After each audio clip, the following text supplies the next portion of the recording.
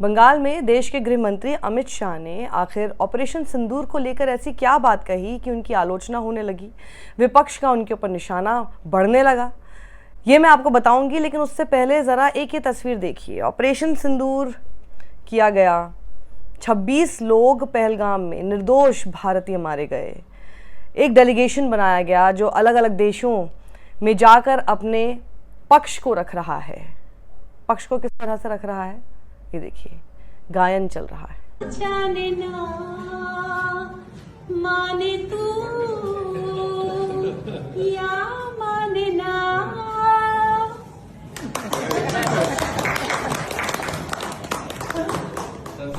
रेखा शर्मा है ये, जो कि एनसीडब्ल्यू की चेयरपर्सन रह चुकी हैं, और ऑपरेशन सिंदूर नाम क्यों रखा गया ये भी हम सबको पता है, लेकिन उसमें इनकी सेंसिटिविटी कितनी है उस मुद्दे को लेकर, वहाँ देखिए ये सब चल रहा है। तो भाइयों बहनों खड़े हो जाइए, ऑपरेशन सिंदूर इस तरह से जारी है। अमित शाह ने आखिर क्या बात बोली, जिसके बाद इमरान प्रतापगढ़ी ने ट्विटर पर यह बात लिखी। अमित शाह ने दरअसल ये कहा कि ममता बनर्जी अपने मुस्लिम वोट बैंक को लुभाने के लिए ऑपरेशन सिंदूर का विरोध कर रही थी। तो जब आप ये बात बोलते हैं तो बेसिकली आप ये कहना चाहते हैं कि अगर ऑपरेशन सिंदूर हुआ तो उससे मुसलमानों को चिढ़ होगी, उससे मुसलमानों को दिक्कत होगी, क्योंकि ऑपरेशन सिंदूर पाकिस्तान के खिलाफ हुआ। ये इस तरह के आप उससे कॉनोटेशन निकाल सकते हैं। तो इमरान प्रतापगढ़ी ने, कांग्रेस की तरफ से सांसद है इमरान प्रतापगढ़ी, उन्होंने ये बात लिखी, एक तरह से नोट लिखा गृहमंत्री जी को।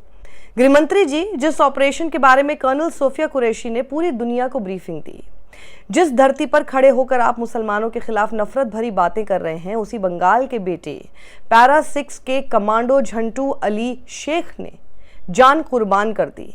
अभी उनकी कब्र की मिट्टी भी नहीं सूखी है।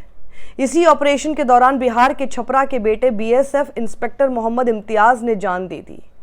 जिस ऑपरेशन के बारे में पूरी दुनिया के सामने भारत का पक्ष रखने के लिए भेजे गए प्रतिनिधिमंडल में दर्जन भर मुस्लिम सदस्य शामिल हैं, आप महज चुनावी वोट हासिल करने के लिए कह रहे हैं कि देश का मुसलमान ऑपरेशन सिंदूर के विरोध से खुश होगा। आपका ये बयान बेहद शर्मनाक है। आपको देश के मुसलमानों के खिलाफ इस तरह की भाषा इस्तेमाल करने के लिए देश से माफ़ी मांगनी चाहिए। तो आप देखिए, एक तरह से ब्रीफिंग देने के लिए चेहरे के रूप में तो कर्नल सोफिया कुरैशी को बिठाया गया, और जब यही जो चीज़ की जा रही है, जब इसी चीज़ को बिल्कुल सही शब्दों के साथ लिख दिया था अशोका यूनिवर्सिटी के प्रोफेसर अली खान महमूदाबाद ने, तो उसके बाद देखिए कैसे उनकी गिरफ्तारी हो गई थी, मामला कितना तूल पकड़ गया था। तो कोई कह दे जो आप कर रहे हैं तो बड़ी दिक्कत होती है, लेकिन फिर आप कर क्यों रहे हैं? अब मैं आपको आज जितनी बातें बता रही हूँ ना, मैं कम आपको बोलूँगी, बेसिकली लोग क्या कह रहे हैं वो ज़्यादा दिखाने वाली हूँ। अब ये देखिए, इंडिया टुडे ग्रुप ने एक सर्वे किया है, बिहार के चुनावों से पहले एक सर्वे किया गया है, जिसमें ये सवाल था कि आपका सबसे पसंदीदा मुख्यमंत्री चेहरा कौन है। यानी ये डेटा 3 महीने अलग अलग महीनों में निकाला गया है, फरवरी के महीने में, अप्रैल और साथ ही मई के महीने में। इसमें आप तीनों ही महीनों में देखेंगे कि कौन सबसे पसंदीदा चेहरे के तौर पर इस इंडिया टुडे के पोल में सामने आया है। इस पोल के मुताबिक जो प्रेफर्ड सीएम कैंडिडेट है, उसमें सबसे टॉप पर इस वक्त चल रहे हैं आरजेडी के तेजस्वी यादव। पिछली बार भी सबसे बड़ी पार्टी के तौर पर बिहार में वो उभरे थे, और तेजस्वी यादव को फरवरी में 40.6% लोगों ने अगर पसंद किया मुख्यमंत्री के चेहरे के रूप में, तो अप्रैल के महीने में ये थोड़ा घटा, 35.5% हो गया, और मई के महीने में उससे थोड़ा सा बढ़कर 36.9% हुआ। तो इनको लेकर फरवरी के महीने में जो पसंद थी उससे थोड़ा सा जरूर घटा है, लेकिन अभी भी बाकी सब लोगों के कंपैरिजन में टॉप पर बने हुए हैं। दूसरे नंबर पर हैं इस वक्त मौजूदा मुख्यमंत्री जेडीयू के नीतीश कुमार, जो फरवरी के महीने में 18.4% पसंदीदा थे, फिर वो घटकर अप्रैल में 15.4% हो गए, लेकिन फिर मई के महीने में फिर से बढ़कर उतना ही आंकड़ा पहुंच गया जितना कि फरवरी में था, यानी 18.4%। प्रशांत किशोर जेएसपी के तीसरे नंबर पर चल रहे हैं, अच्छी टक्कर दे रहे हैं। फरवरी में 14.9% लोगों ने इनको पसंद किया मुख्यमंत्री के चेहरे के तौर पर, तो उससे बढ़कर अप्रैल में 17.2% हो गया और मई के महीने में 16.4। तो जिस तरह से बढ़ रहा है, कम हो रहा है, जिस तरह से ये हमको आंकड़े देखने को मिल रहे हैं, ये आने वाले समय में जब बिहार के चुनाव नजदीक होंगे और भी ज्यादा दिलचस्प होगा देखना कि किसको लेकर और ज्यादा प्रेफरेंस लोगों की बढ़ रही है। वहीं चौथे नंबर पर एलजेपी के चिराग पासवान हैं, जो कि 3.7% ही लोगों में पसंद बनाए हुए थे फरवरी के महीने में, लेकिन वहां से थोड़ा सा बढ़कर अप्रैल के महीने में 5.8% लोगों ने पसंद करने लगे एक मुख्यमंत्री के चेहरे के रूप में, लेकिन वहीं डबल हो गया ये आंकड़ा मई के महीने में आते आते 10.6%। तो जो भी कर रहे हैं चिराग पासवान वो करते रहे, क्योंकि उससे उनकी छवि शायद बेहतर हो रही है और लोग उनको ज्यादा पसंद कर रहे हैं। वहीं आखिरी यानी 5वें नंबर पर हैं बीजेपी के सम्राट चौधरी, जिन्हें फरवरी में 8.2% लोगों ने ही पसंद किया सीएम कैंडिडेट के तौर पर, लेकिन इनकी जो पॉपुलैरिटी थी वो थोड़ी बढ़ी। अप्रैल के महीने में आते आते 12.5% लोग कहने लगे कि ये इनको मुख्यमंत्री के रूप में देखना चाहते हैं, लेकिन मई के महीने में आते आते वो घट गया, ऑलमोस्ट हाफ 6.6% तक पहुंच गया। तो टॉप पर इस वक्त मुख्यमंत्री के सबसे पसंद किए गए चेहरे के तौर पर बिहार में बने हुए हैं आरजेडी के तेजस्वी यादव, और आने वाले समय में ये सारे आंकड़े, ये परसेंटेजेस किस तरह से घटती या बढ़ती हैं, ये देखना दिलचस्प होगा। बिहार चुनाव नजदीक हैं। वहीं अब मैं आपको जरा जाते जाते एक बात बताना चाहती हूँ। कुछ दिन पहले मैंने ट्विटर पर एक बात लिखी थी और मेरी अपील थी विपक्ष से, खासतौर पर कांग्रेस से। आप कहते तो हैं गोदी मीडिया, आप उनके चैनल्स पर जाते हैं, देख लेते हैं कि टॉप बैंड किस तरह से चल रहे होते हैं, जिस तरह की भाषा का इस्तेमाल उनकी अपने उस डिबेट के सवाल और डिबेट के टॉपिक में होता है, वो सीधा सीधा बताने के लिए काफ़ी है किसी को भी, गेस्ट को बैठने से पहले ही, कि भाई ये जो डिबेट है ये किसके खिलाफ होने वाली है। ये कांग्रेस को पाकिस्तानी एजेंट, गद्दार और तरह तरह के सारे नाम पुकारना चाहते हैं, लेकिन तब भी इनके प्रवक्ता वहां पर बैठे रहते हैं पूरा 1 घंटे तक, और फिर बीच में उनके साथ और बदतमीजी की जाती है। आप समझिए ना, आप नहीं होंगे तो ये गोदी मीडिया नहीं होगा, क्योंकि उसको टीआरपी तो आप ही को लताड़ के मिलती है। बीजेपी वालों को ये लताड़ नहीं सकते, तो किसको लताड़ेंगे? आप चाहिए इनको, और आप वहां जाकर बैठ जाते हैं और इन लोगों को वही सब चीजें देने के लिए। एक ही दिन में मैंने उस वक्त कुछ वायरल डिबेट्स देखी थी एक ही चैनल की, न्यूज़ 18 इंडिया।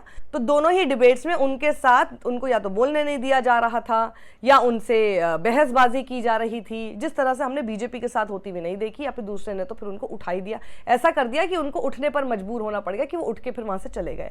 फिर थोड़े दिन बाद हम देखते हैं एक और चैनल पर इस तरह की फिर आगे नौबत आ जाती है कि सुरेंद्र राजपूत कांग्रेस की तरफ से वहां पर बैठे हुए थे और सामने थे बीजेपी के प्रेम शुक्ला। आप इनकी अगर कभी भी डिबेट्स देखें, प्रेम शुक्ला का ट्रैक रिकॉर्ड है, ऐसी ही भाषा का इस्तेमाल हमेशा करते हैं, और बोलते बोलते आप सोचिए क्या बोलने लग गए।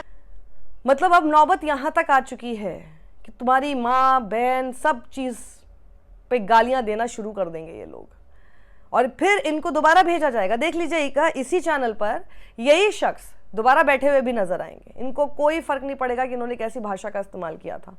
तो मेरी सिर्फ अपील इतनी सी है कि क्यों जा रहे हैं आप लोग, क्यों जाते हैं? जाकर के आपको हासिल हो जाएगा। आपके पक्ष की तो कभी भी बात वहाँ पे वैसे भी नहीं होने वाली। आप जो कहना चाह रहे हैं वो नहीं होने वाला है।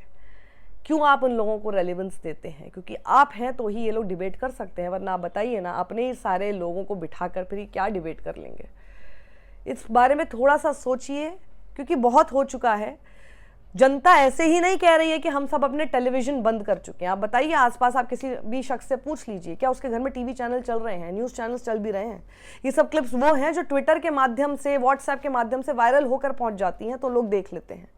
वरना ये चैनल पर जब एक्चुअल में चल रहा होगा तो कितने ही लोगों ने इसको देखा होगा। ये तो चैनल भी इससे भली भांति वाकिफ है और इसीलिए परेशान है, इसीलिए अपनी डिजिटल स्पेस बढ़ाने की अब कोशिश कर रहे हैं। लेकिन क्या होगा जब वही सारा कूड़ा जो आपने टीवी पर दिखाया, वही सारा अब आप फैलाने के लिए अगर डिजिटल स्पेस में यूट्यूब वगैरह पे आ जाएंगे, तो लोग यूट्यूब पर आपको लगता है आपको आके देख लेंगे। इसी की वजह से तो उन्होंने चैनल बंद किया था। तो ये सुधरने वाले नहीं हैं, तो आप क्यों इनके चक्करों में पड़े हैं? ये एक अपील है, एक फ्री की एडवाइस आप समझ सकते हैं कि देना चाहती हूँ, वरना फिर इसी तरह की नौबतें आती रहेंगी। माँ बहन की गालियाँ वहाँ पर चलती रहेंगी। डिबेट में कुछ सीखने को किसी शख्स को कभी मिलेगा नहीं, बल्कि ऐसा लगता है कि सर्टिफिकेशन ऑफ A+ कंटेंट का चला देना चाहिए अब से चैनल्स पर। क्योंकि अपने घरों में, अपने ड्राइंग रूम्स में बिठाकर बच्चों को तो ये टेलीविजन चैनल्स डिबेट्स नहीं दिखा सकते हम। क्या राय है आप लोगों की? क्या मैं जो बोल रही हूँ वो सही है? कुछ दिन पहले भी मैंने ये बात लिखी थी, लेकिन मुझे लगता नहीं कि इससे कुछ असर हुआ, और देखिए नौबत कहाँ से कहाँ तक आ गई है। अपनी राय कमेंट बॉक्स में ज़रूर लिखिएगा। यूट्यूब पर हमें फॉलो कीजिए, सब्सक्राइब कीजिए। साथ ही साक्षी 2.0 नाम से एक और चैनल मैंने बनाया है, आपको जैसे पता है बैकअप चैनल है, उसको भी आप फॉलो कीजिए, सब्सक्राइब कीजिए। वहीं एक रेजर पे का लिंक है जो कि आप किसी भी तरह से कंट्रीब्यूट अगर हमारी टीम के लिए कर सकते हैं तो ज़रूर कीजिएगा। सत्यमेव जयते।